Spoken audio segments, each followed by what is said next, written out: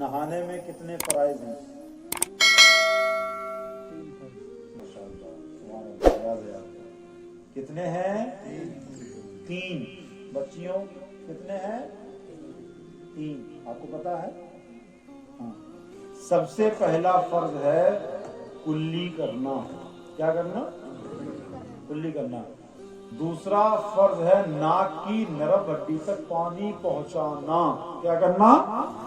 ناک کی نرم ہڈی تک پانی پہنچانا۔ یہاں تک۔ وضو میں کیسے پانی چڑھاتے ہیں؟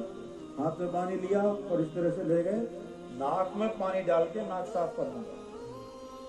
تیسرا فرض ہے پورے بدن پر پانی اس طرح سے بہانا کہ بال کے برابر بھی پورے جسم میں کہیں سوکھا نہ رہ جائے، نہ رہے، کوئی سوکھا نہ رہے۔ اگر نہاتے وقت آپ کے بدن کا کوئی حصہ سوکھا رہ گیا اور ناپاک تھے اگر آپ، تو ناپاک ہی بنے رہیں گے، پاک نہیں ہوں گے۔